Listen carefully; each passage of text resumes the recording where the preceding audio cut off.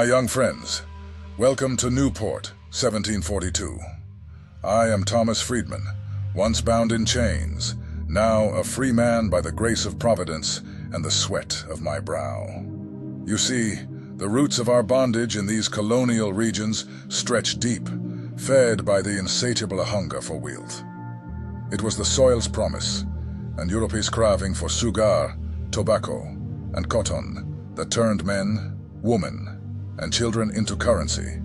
And it was the scarcity of willing hands from Europe that beckoned the chains tighter around our wrists. We, the enslaved, toiled on farms in New England, were auctioned in ports like this, and the majority were shackled and shipped to sugar plantations in the West Indies, fueling an empire's sweet tooth with bitter labor. Here in Newport, our forced labor spins the wheel of commerce. Our sweat mingles with the salt of the sea, as ships heavy with molasses cut through the Atlantic's blue, returning with rum to warm the bellies and gold to line the pockets of merchants and kings. My dear students, as you stand on the soil of Newport, breathe in the air tinged with the Atlantic's brine and the echoes of mercantile prosperity.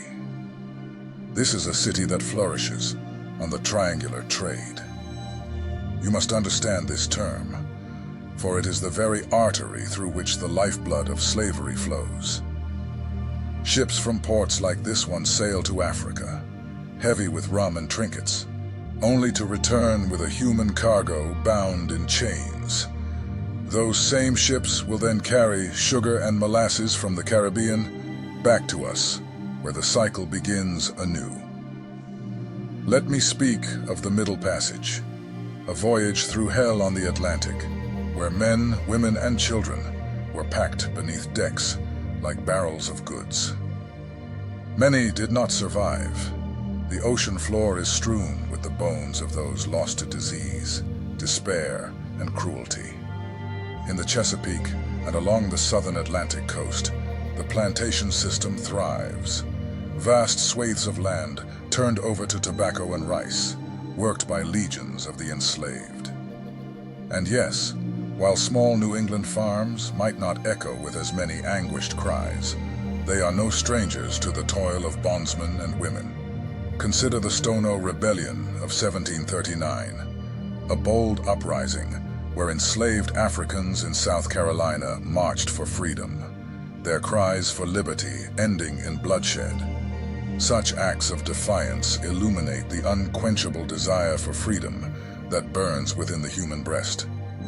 Laws like the Barbados Slave Code of 1661 were exported to these colonies, a cruel template that stripped the enslaved of legal identity, reducing people to property. These codes became the sinister blueprint for laws across plantations, entrenching a racial hierarchy as rigid as the iron collars around our necks. Yet in this darkness, we kindled light. Even in Newport, where the minority of enslaved Africans worked in houses and on docks, covert resistance thrived. We, the enslaved, found ways to uphold our dignity. Some through covert acts, like poisoning the master's food. Others through overt defiance, like the New York City slave revolt of 1741, where fires set by the hands of the oppressed blazed through the city, a beacon of our burning desire for freedom. And within the confines of our imposed invisibility, we cultivated our African heritage.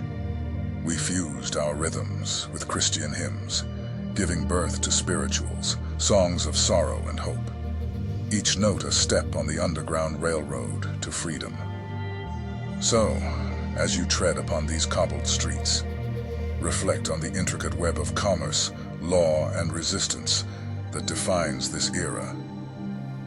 Recognize the likes of Crispus Attucks, whose blood would later be among the first spilled in the Revolution, a martyr who stood at the confluence of freedom and oppression. These are not just tales of yore, but the very sinews that bind the story of America. As you leave this place, carry with you not just facts for your exams, but the living memory of the struggles and triumphs that shaped this nation. And in your own life's journey, may you wield the lessons of the past with the resolve to forge a future of justice and dignity for all.